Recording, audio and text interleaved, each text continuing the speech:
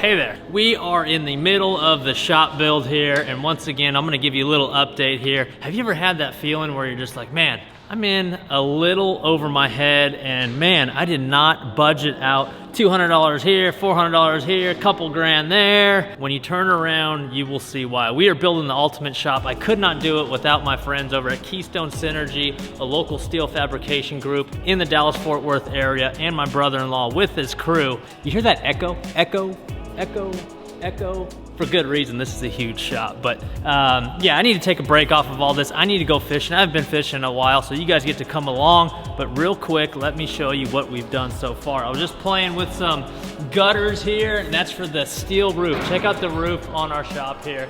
Giant I-beams, giant pillars, again, concrete tilt wall construction, approximately a 55 by 60 shop. Right here where I'm standing, our giant Battleborn RV will go right here, as well as 2 boats, 2 trucks, and look at this mezzanine we just finished right here. I mean, this is really cool. The guys just got done welding it up. Check this out. I mean, this is I've never heard the term mezzanine before. I guess I'm not. You never heard of mezzanine? But ooh, that's still hot. Ooh, they just got done welding and grinding. That's hot. But here's the mezzanine area where all my old swim baits, all my old, you know, mega bass stuff, all my old lures that they're probably gonna end up living here permanently. But really awesome little mezzanine here. Gonna have my brother-in-law BJ. He's the guy who went on that trout trip with us.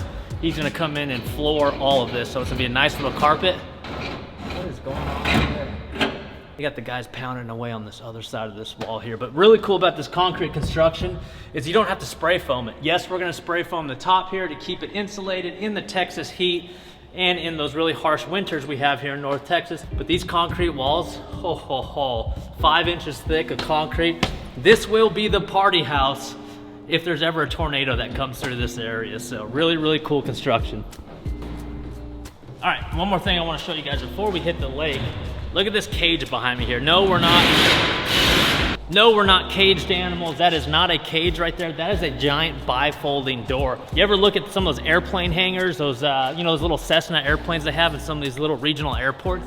These are the doors they use. It's a giant bifold door that folds outwards, and that right there with a push of a button opens up. I don't know, how long is that? That's like 2 bass boats wide, like absolute giant. They have the framing up on it. They welded it all in place. I have the electrician coming in tomorrow. And by the way, fun fact, in 2012, when I was a rookie on the Elite Series, I was the brokest I've ever been.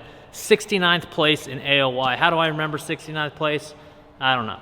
69th place, super, super broke. I couldn't even travel back home to California after I got done with the tournament scene.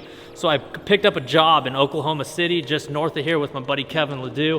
And I pulled wire as an electrician over the next like 5 or 6 months into the next season and made a whole bunch of money. I made like 80 grand or something in that off season just to throw it into the very next Elite Series season, so 2013. So I kind of picked up that craft of pulling wire, being an electrician, working with my hands. That was really, really cool. So when that electrician comes tomorrow, I think he's gonna be a little surprised when I tell him, like, I know how to pull wire. Hopefully I don't get electrocuted because it's been a while. Anyways, here's the bifold doors, giant shop. The motor stays on the door.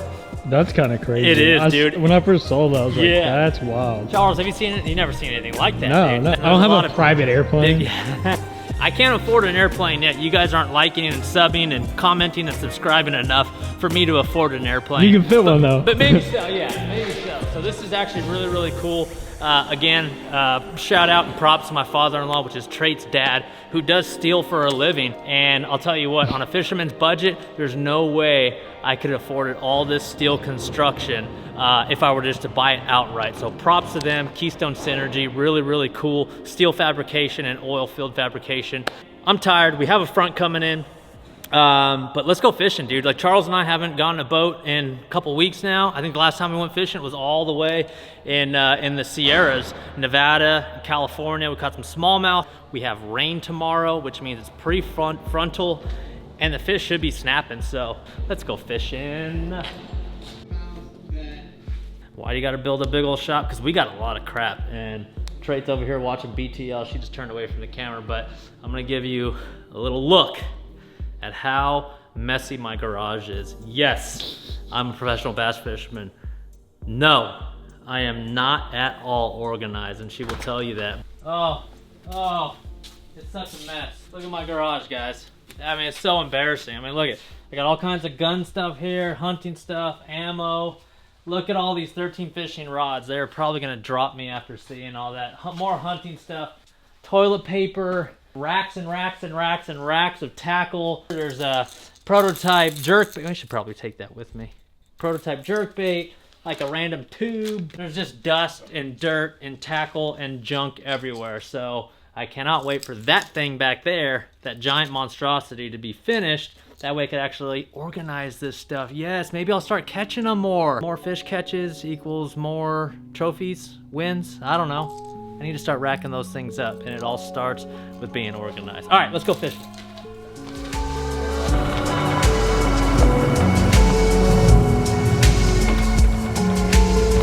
You know, here we are. I think we're almost into December, but all through December, January, and February, a lot of the fish out here, a lot of the fish across the country, matter of fact, relate to vertical rock. So we're gonna do a lot of that.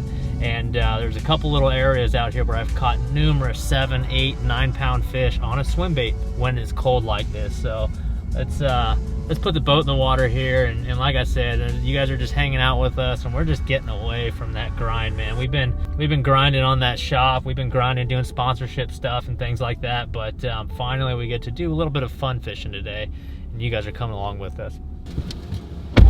What's crazy, out in California where I'm from and used to fishing, they charge upwards of $30 just to launch your boat on a freaking lake, and they charge you $20 just to go over the bridges. Like, it's probably more now, but $20 to go over the Golden Gate Bridge, $20 to go over the Bay Bridge, all to go fishing. I really don't know how those guys out west are doing it nowadays, because, you know, 12, 13 years ago when I was doing it out there, it was super, super expensive.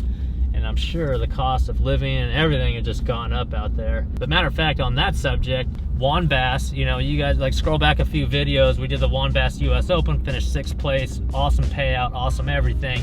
They just announced last night that Juan Bass is partnering with BASS, and they're offering a classic spot if you make your way through the Bass Nation via the Juan Bass tournament. So all my homies and friends out there on the West Coast, make sure you participate in those Juan Bass tournaments, because you can qualify not only for the Bass Nation team and their circuit, but you can win a trip to the Classic. How about that? And that's the very first of its kind. You can qualify for the Classic out west. What an opportunity. All right, we launched, and there's a nice stiff south breeze that's blowing that front in. It's gonna be raining all day tomorrow, so let's see if we can find some fish. I just saw a few right here on this dock we launched on, chasing that glide bait out. Yes, it's still kind of fall. I'll call this kind of fall fishing, so they should be, in theory, feeding up for the winter time. If you look on the bank here, we got red, green, yellow, and orange trees, so it's not quite winter time yet.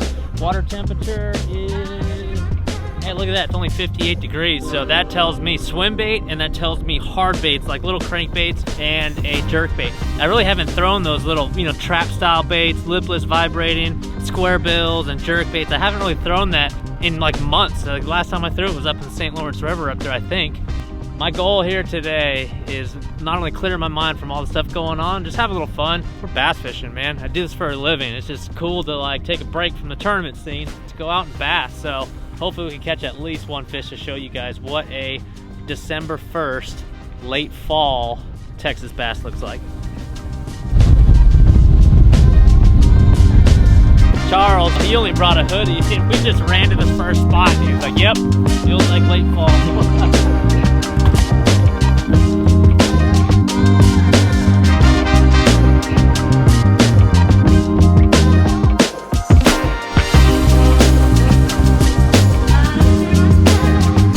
Oh, I just had one, dude. Smoked it. Oh, ripped my hook out, dude. Oh, I haven't had a freaking 7-inch swim bait bite in a while. I got this thing rigged up with a harness. I got a piece of one, and it smoked it. It's a perfect little obvious rocky point like this, man. I mean, this is like a really good springtime spot, but I know if I get a bite here, it's gonna be a giant one, and that one missed it. Got a piece of it. Gosh. Would have loved to show you that one.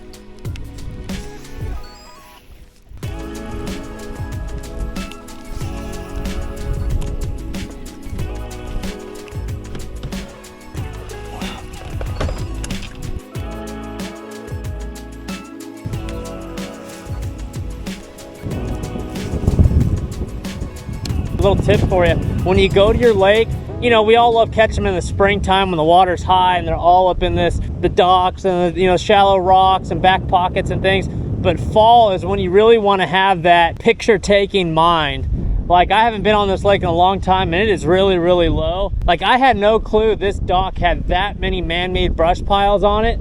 So I'm gonna go ahead and hit a waypoint on my graph right here and know, you know, just kind of take a picture in my mind. Like, look at this brush pile, man-made brush pile that's 20 feet off of this dock. Those types of things right there really pay dividends when, you know, February, March, April comes around, tournament shows up on this lake. Not a lot of guys know about that brush pile that's 20 feet off that dock right there. So in the fall particular, in that fall drawdown, in that winter drawdown, pay extra close attention to the bank and what things look like when the water's low like this. It'll really, really help you in the springtime.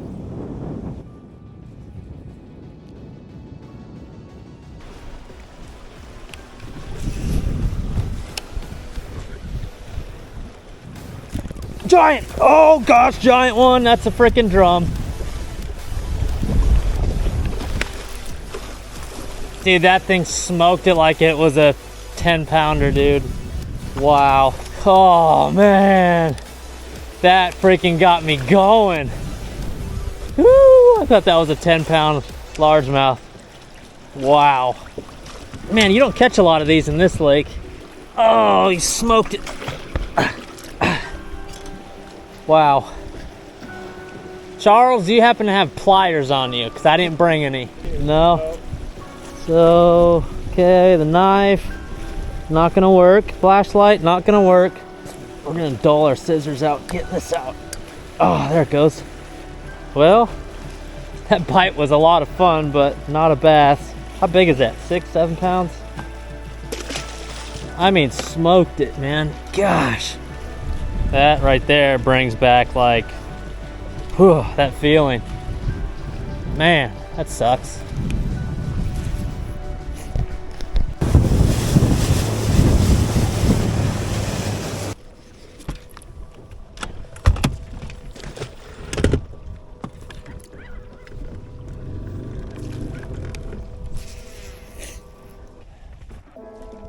Man, I must have ran the boat like across the Pacific Ocean and into Japan because it feels like I'm in some kind of Japanese tea garden. Like, look at that, dude. Like, beautiful, like, cherry blossoms or blossoms. Those aren't cherry blossoms. Someone's going to call me on that. Some kind of blossoms, but it looks like a little Japanese setting, doesn't it?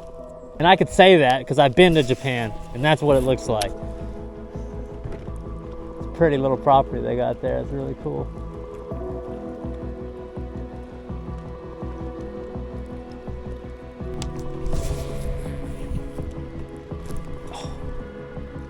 Dude, this water level is so low, and like, I caught a lot of fish on this little stretch right here. It's just a main lake point. I've always wondered why I caught them literally right here, and I haven't been here on this lake with the water this low, and I normally catch them right there and literally right there. And we say it all the time, especially springtime fishing, but year-round, you always want to fish rock transitions. So what we mean by that is this giant table-sized, boat-sized rock, these rock boulders. That one sticks out further than the rest of them. That's why I catch them right there on that dock when the water is just a little bit higher. But the magic part is the transition from California, Texas, all the way up in New York, like in Georgia and Tennessee especially, it works really well. Rock transitions, that right there where those big deck-sized boulders meet that pea gravel right there, that is like money. And year-round too. If you're not an offshore guy and you don't like doing the live scope thing out on brush piles in the summertime, you find a little bit of wind on a rock transition like that, especially on a channel swing bend bank, that right there is money for bass. I don't know why bass love it so much. I don't know if it's the crawdads in the rock transition or the bait fish get blown up against that rock transition, but more times than not, when I'm on an unfamiliar body of water, if I see a rock transition just like that on the bank, I'm gonna fish it. I'm gonna fish it all the way out towards the boat right here. I mean, using my electronics, you could throw a swim bait right there real shallow, tight. Then you could back it up with a medium diving crankbait and then a deep diving crankbait and eventually a worm or a jig. But those rock transitions are money. All right, well, we caught one big drum on that swim bait. That bite felt really, really good. Just put the boat away, put the cover on the boat here. Not too far off from being able to park my boat in that shop. And off camera, I kind of threw this shock collar a little bit, and I'll tell you right now, it ain't it. I don't like the sound of it. It kind of jerks upwards every third or fourth jerk. So this thing goes right back in this pile. I'll end up giving it to one of the high school kids around here, but goes right back there. And good timing too, because on the way back here, I just got a text from Rob Turkla, our good buddy, Lunkers TV, and he's actually gonna be at the Crumb office tomorrow, and we heard a brand new revision of that jerkbait came in from the designers, and we get to test drive that thing out tomorrow. So I did not like that one. We're gonna head out tomorrow morning and really determine whether we table this whole project or we continue on. So I'm gonna go fishing because I'm not satisfied. That was just a drum. I wanna go catch some bass. What's up, bud? I feel like I drove past or missed or did something. It's like it's like a residential area. It's a weird ramp. Hold on, I'm now 8 minutes away. Oh, nice. I'll see you in a minute. All right, bye. All right, so I picked up these jerkbaits and I needed to run them today. And Rob calls me this morning and say, "Hey, dude, I need to run circles around a lake in my boat." He's got a custom boat he just picked up. He's got a break in his engine today, so I was like, "All right, dude, I'll hop in with you." I didn't bring a jerkbait rod, so I'm gonna have to borrow his. We're gonna run these jerkbaits. Hopefully, we catch a few fish. There are some big smallmouth out here, so even with these real bright, funky colors for me to see in the water, we might actually catch a couple nice fish today. So, oh dude, it is warm today. There's like a south wind blowing. Let me see if I have any rods back here. I didn't grab any rods. 0 rods. I got fly tackle. Yeah, that's not gonna help us out at all. Wow, it's warm out today. It is really warm, yeah. What up, buddy? Oh, bro, you know what, dude? So I had my RV worked on like a month ago. I thought they stole this, dude. Hell yeah. Nice. I'm sorry, RV company. My dumb that left it at Rob's house. Where's the key at? Oh, it's right here.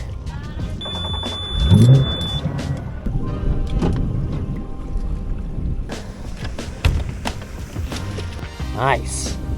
So Rob's got the new boat feeling right now. I'm fortunate enough to get it every single year, but when you have a brand new boat and you're in it for, you know, just about the first time, this is his second time in it, but we're breaking it in today. But that new boat feeling where you don't really know where all the switches and all the latches and what they do, all you did is just throw your shit in here, this is what I do, and then deal with it later. This is pretty awesome. So it just says under 3,000, which means you can idle, you can hard idle, just keep it under 3,000. That's about normal. So I'll get you on a timer now. I did some math this morning. I think I told you that like Googan, like they had the number 2 and number 3 or whatever it was. Yeah. Did you know we've done almost 3 billion views in 5 years? That is insane. That blew my mind. That was just on YouTube, by the way. It wasn't on anything else. Dude, MLF plus Bass plus MPFL plus FLW, all those numbers combined will not even come close to that. So check this stat out. The most viewed tournament fishing video is from our buddy Mike, One Rod, One Reel. 6.4 million views. Just think about it. Like, a lot of you guys are hardcore bass guys. I'm a hardcore tournament guy. Like, what percentage of that 6.4 million are hardcore tournament guys? It's that much right there. That much. So tournament fishing's great and cool, and we all love it. But it's just a small part of everyday human life in the United States. Is that the point I was trying to make? I don't know. The color's all whacked off. Basically just the internals are different. I just want to see internals and the bill obviously is not clear. And then also the weight distribution is pretty much the only thing I'm here to look at. So Rob has got a reaction bait rod. Perfect, dude. That's exactly what we need right there. Like I was telling you guys earlier today, I mean, a bait manufacturer could release the coolest stuff, but without the input of a guy who spends a lot of time on the water, it's just a piece of plastic, really. There it is. I mean, here's a first look. Like I said, ooh, it's a nice little dart. And the reason why they sent that orange is so that we could see it even in this Texas. That's a nice dance. I like that. I screwed that up. It's left, right, and then the suspending with 3 number 4s. I mean, that's tough to do. Yeah.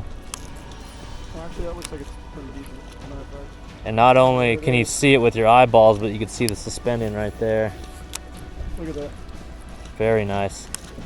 The other thing about jerkbaits that I kind of learned working at Mega Bass is, you know, everyone, you know, obviously it's a jerkbait, so you want to jerk it and see the action, but also you can learn a lot about a jerkbait just by reeling it in. Like if it thumps on the reeling while you're reeling it back, just like a crankbait or a square bill, you've got a good jerkbait.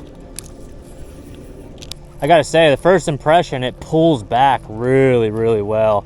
It does. I mean, look at that. That's a good left, right. And essentially, so this change, I believe, you know, the engineer sent it to us here after like 3 or 4 revisions, and the first couple, the nose would stick down too much, so they changed the weighting, and I like it. It's a good little flash to it. It's just so hard with this color, you know, it's just white side, orange top, but like a chrome back. See, I didn't like that, but that was weird, wasn't it? That ball wasn't floating free enough, and now it feels like it is. There's a weight transfer system in here to where when you cast it, all the balls, all the weights will be back towards the tail, so it casts like a dart. Then when it hits the water and you jerk it down, the bill goes down, the head goes down, and in turn the balls will sit right here in this chamber. And if it doesn't sit exactly horizontal like that, like it's designed, then why even bother? Why even move forward? So that's what we've accomplished here in this last change. It did that funky upward motion again. The ball might be getting stuck or something. Huh, maybe the ball is getting stuck.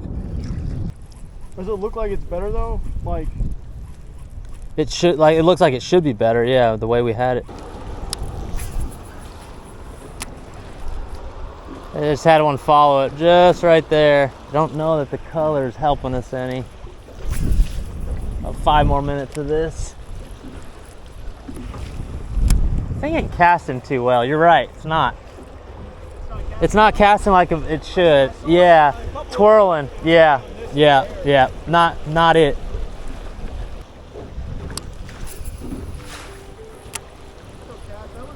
Yeah, that was weird, huh? It kind of like fluttered. Maybe that ball was getting stuck.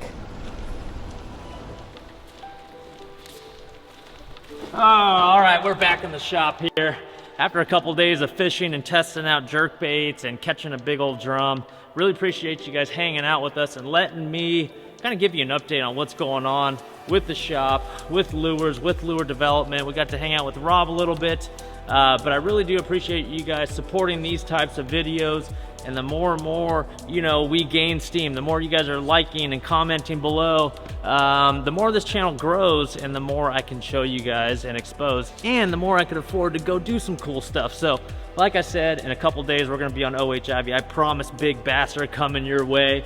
But in the meantime, we're gonna finish out this shop here. Again, this is quite a monstrosity. We got the decking in, we got the mezzanine in, the big giant door went up in just those, you know, day and a half when we were out jacking around fishing.